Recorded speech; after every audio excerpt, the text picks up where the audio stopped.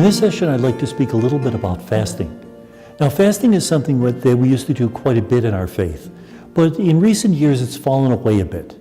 We do have cases like Our Lady of Medjugorje who encourages us to fast, but sometimes people say, what good does it do? Let me talk about some reasons why we might want to think about fasting. First of all, fasting helps us to put food in perspective. Very often we abuse food. We eat too much, too little, the wrong thing. I think about myself. My favorite snack is a 12-ounce bag of Doritos. And I consider that a single portion serving.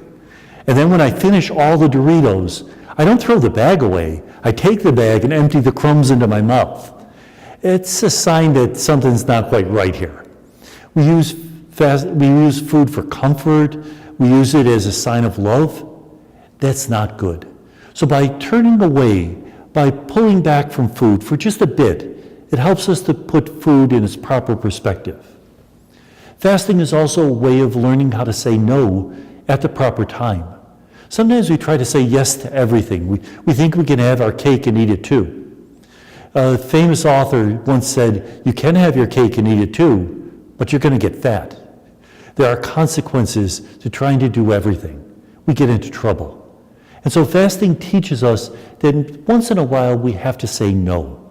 No is actually a loving word when it is saying no to the right things, to the things that distract us. Sometimes we fast in order to do reparation. What does that mean? Well, Jesus paid the price for our sins. We don't have to pay anything. But at the same time, when we sinned, we brought a little bit of hurt into our hearts, into our souls. And that hurt, it leads us easily into sinning again. That has to be purified. And so by saying yes to Christ and no to that extra helping of dessert, we're saying Christ is more important than that thing. Sometimes we fast in order to be in solidarity with those who don't have enough to eat. That's an important reason to fast. It's an act of compassion. But how does my fasting here help somebody in Eritrea? Well, remember, communication goes beyond words. If by fasting I'm placing myself in solidarity with them, then when they are hungry, they are not alone. In some way, a way that they can't even fully understand, I'm one with them. Now, hopefully, I'm also setting aside some money. I'm donating that money to this Salvation Army, Catholic Relief Service, so that we can send them food. But even beyond that, I am one with them, and that is a good thing. It's behind that idea that we might have heard when we were growing up, to offer up our sufferings for someone else. By offering up our sufferings, we are joining them in their suffering. And therefore, they don't have to carry their cross alone. Sometimes the worst part of suffering is the idea that no one understands, that I'm here in this alone. By offering up our suffering, we say, Christ, may I be one with that person's suffering. And if in any way, if my burden can lighten that person's burden, then let it be. Jesus even gives us another answer for why we fast in the Gospels. He says we fast because when the bridegroom is here, we shouldn't fast. But when he's gone, we should. Now, what does that mean? In a lot of cultures, when somebody beloved dies, you fast.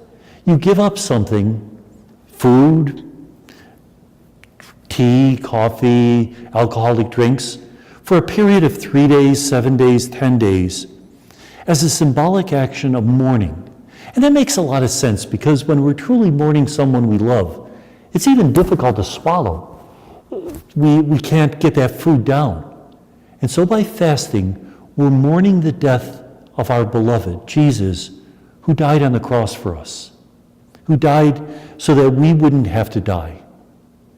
Now, officially, we really only have to fast Ash Wednesday and Good Friday. Those are the 2 days of fasting. And remember the rules, it's from the age of reason until the age of when you're 60. And the rules are that you can eat one full meal and the other two shouldn't add up to a full meal. I gotta tell you, that sort of fasting is kind of wuss. compared to what the Muslims do. They don't eat anything from dawn until sunset. Jewish people on the Feast of Yom Kippur, they don't eat anything for 24 hours straight. Some people have added fasting during the Fridays of Lent.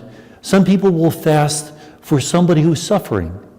And fasting doesn't only have to be food. It can be giving up our favorite TV program, giving up swearing, lying, whatever has kept us from God. We say that this is no longer so important. Now, one of the things about giving these things up, we're going to feel a little bit of something missing in our heart. That thing that used to be filled by the other object. That's good, because now we can fill that void with the love of Christ. We can say, I can live without those things as long as I have your love, because your love is enough for me. And may God bless us.